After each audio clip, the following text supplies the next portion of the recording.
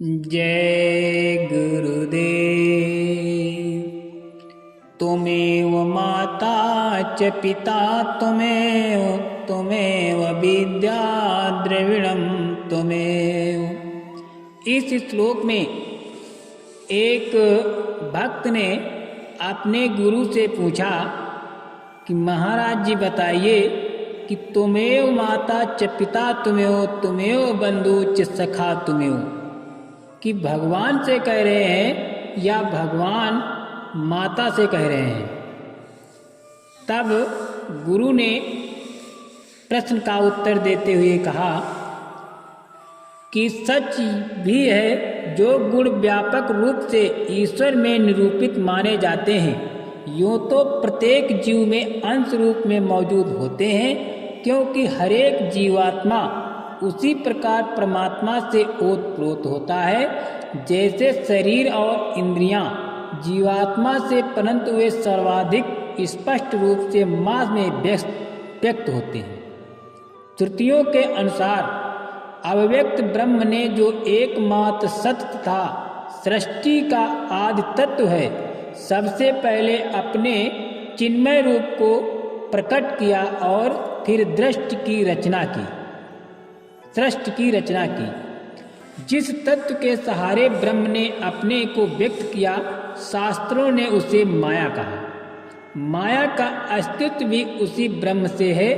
तू माया रघुनाथ की पायोपित चैतन्य या माया युक्त ब्रह्म से, जिसे वेदांत ने ईश्वर की उपाधि दी, सृष्टि का सारा पसारा है। उसी ने पंच भौतिक प्राकृतिक वायु, आकाश, अग्नि, जल, पृथ्वी आदि की रचना की और उसे साथ लेकर तमाम पदार्थों एवं चर अचर सहित सभी जीवधारियों का निर्माण किया और स्वयं बीज रूप से सब में स्थित हुआ। गीता में भगवान श्री कृष्ण ने बताया कि मुझे अधिष्ठिता की अध्यक्ष में प्रकृति चराचर सहित संपूर्ण जगत को रचती है और इस हेतु ही ये संसार चक्र घूम रहा है। मध्य छरा प्रकृति सूचते सचराचरम हेन तनेन कैतन्य जागृति परिवर्तते, अर्थात जहाँ कुछ नहीं है वहाँ वही है और जहाँ तक सृष्टि का विस्तार है वहाँ भी उसके सिवा कुछ नहीं है। वही सृष्टि का रचनाकार है और उपदान भी है। संपूर्ण भूत उसी से उत्पन्न हुए हैं, इसीलिए वही इसका आदि है, उसी में स्थित अर्थात वही मध्य है और अंततः उसी में लय हो जाता है।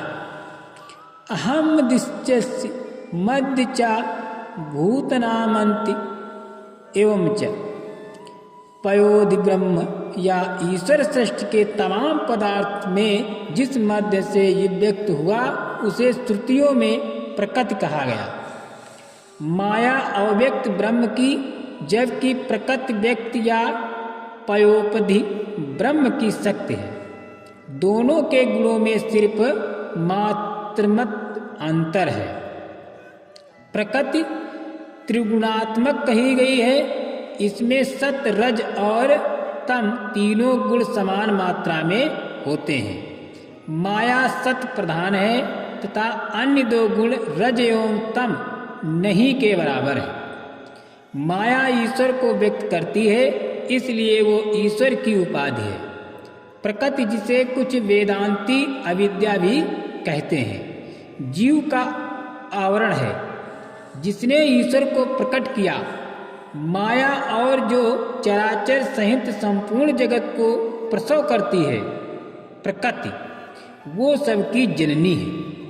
जननी ही माँ है। ईश्वर सहित संपूर्ण सृष्टि माँ की संतान है। इस प्रकार ब्रह्मांड में सिर्फ दो का अस्तित्व है, एक बीज रूप ब्रह्म और दूसरी जननी तत्व माँ। यो दोनों एक ही सिक्के के दो पहलू हैं। एक शक्तिवान है, दूसरी शक्ति है। एक जगत पिता जो तो दूसरी जगत जननी। देवी सूक्त में भी आया है कि शक्ति ने ही शक्तिमान या जगत पिता को प्रकट किया। अहम सुवे पितरमस्य, और वही सभी भुवनों में अनुप्रविष्ट होकर हो साकार रूप से अविष्ट है। इस प्रकार जीव तथा जगत का आधार माँ है।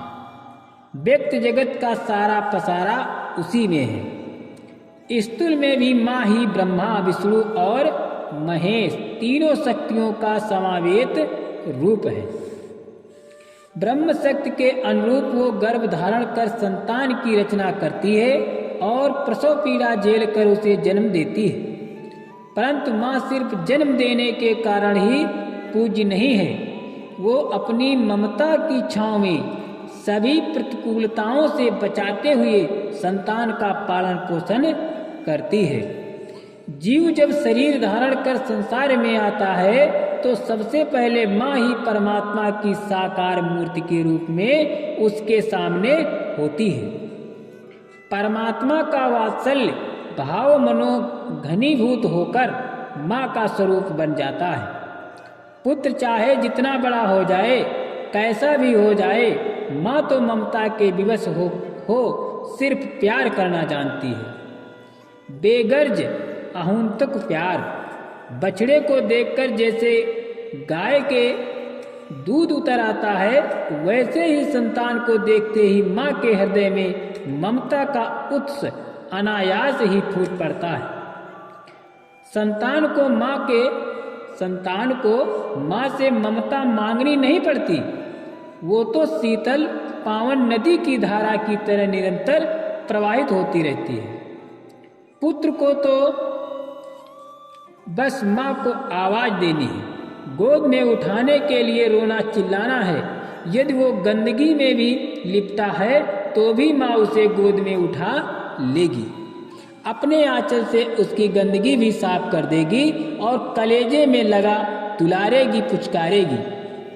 राजा निर्दयी हो सकता है, सखा धोखा दे सकते हैं, प्रीतम मुंह मोड़ सकता है, पिता त्याग सकता है, परंतु माता अपनी प्यारी संतान के प्रति कभी निठुर नहीं बन सकती। चोर हो, लवार हो, व्यभिचारी हो, जुआरी हो, माँ की आज्ञा न चलने वाला और उसे कष्ट देने वाला हो, बुरे से बुरा हो, परंतु माता का स्नेह पुत्र के लिए किसी काल में भी कम नहीं हो सकता। वो हमेशा उसे सुखी ही देखना चाहती है।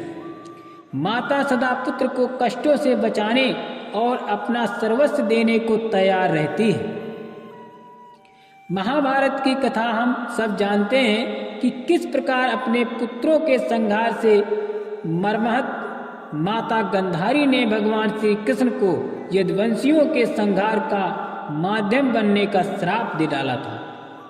हालांकि सभी जानते थे तथा घटनाक्रम भी सिद्ध करते हैं कि श्री कृष्ण ने कौरवों को समझाते तथा युद्ध को टालने का अंतिम क्षण तक प्रयास किया था। महाभारत युद्ध के लिए दोषी उनके पुत्र ही थे, परंतु माँ को अपनी संतान की कमी दिखती कहाँ है।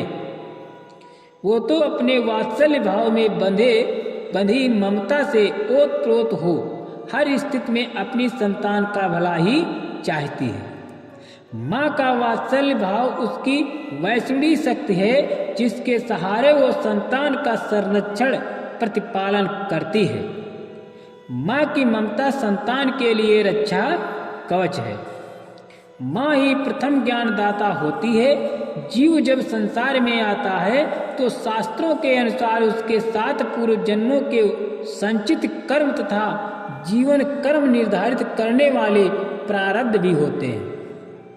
बावजूद इसके वो विगत से विस्मृत और आगत से अनजान होता है। माँ ऐसी अबोध संतान को संसार में लाकर उसे अपने परिवेश में रहने के योग्य बनाती है।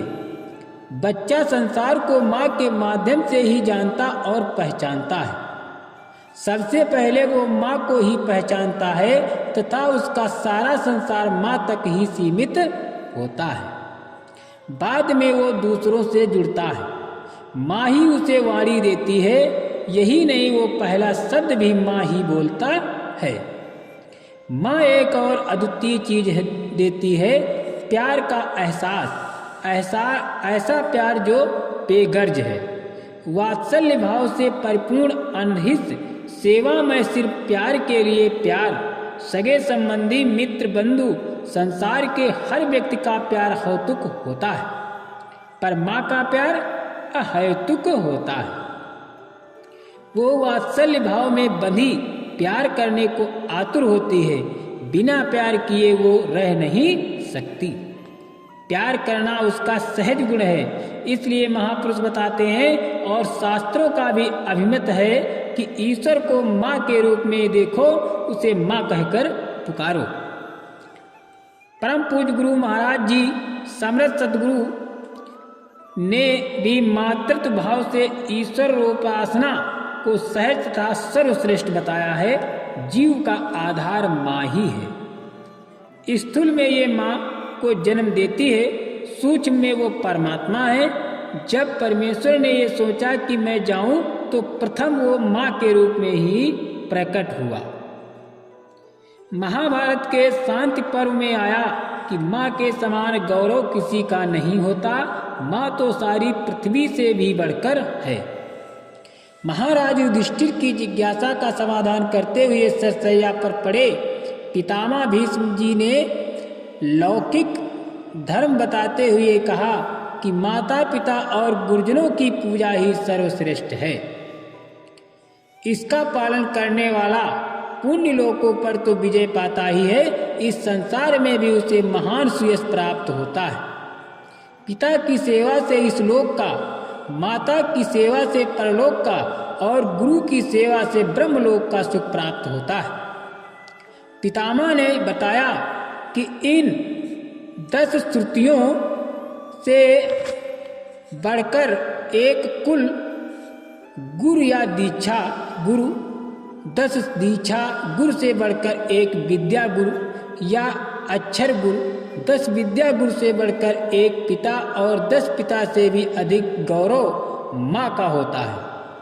माता पिता से श्रेष्ठ केवल आत्म तत्व का ज्ञान देने वाले आध्यात्मिक गुरु होते हैं, क्योंकि माता पिता तो केवल इस काया को जन्म देते हैं, परंतु आत्म तत्व का उपदेश देने वाले आध्यात्मिक गुरु को जीवन देते हैं।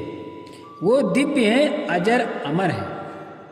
माँ यदि आध्यात्मिक गुरु हो तो वो साक्षात ब्रह्म स्वरूपा होती है। ब्रह्म की समेवित शक्ति समर्थ सदगुरु परम संत डॉक्टर चतुर्भुज सहाय जी के निज धाम लौट जाने के बाद लगभग 3 दशक तक ब्रह्म की समेत शक्ति स्वरूपा परम पूज्या जिया माँ की ममता की छांव में सत्संगी बहन भाइयों ने जिस करुणा, आनंद और शांति की बौछार का अनुभव किया, उसने परम पिता समर्थ सतगुरु के पर्दा करने की पीड़ा ही हर ली। लगा पिता का प्यार तथा संरक्षण घनीभूत हो माँ की ममता में रूपांतरित हो गया। माँ जब मंच पर विराजती, दिग्दिगांतर आध्यात्मिक प्रकाश में अवलोकित हो उठना। परम पूज्य पंडित जी महाराज परमहंस मिहिरलाल जी ने उस स्थिति का उल्लेख करते हुए एक स्थल पर लिखा कि माँ के सामने अंधेरा भागता नहीं, वो प्रकाश में बदल जाता है। अतः मनुष्य उनके दर्शन मात्र से दिव्य और पुनीत हो जाता है। ये तो खरी कसौटी है, जो भी माँ के सामने बैठेगा, उनका प्रकाश अपने अंदर लेगा, उसके अंतर का अंधकार अवश्य प्रकाश में परिणत हो जाएगा। जो माँ की ओर देखते रहेंगे, उनकी उपस्थिति का आभास लेते रहेंगे, वे अवश्य प्रकाशित होते चले जाएंगे। माँ का वरदस्त जिसके माथे पर हो, उसका मुकाबला कोई नहीं कर सकता। जय गुरुदेव।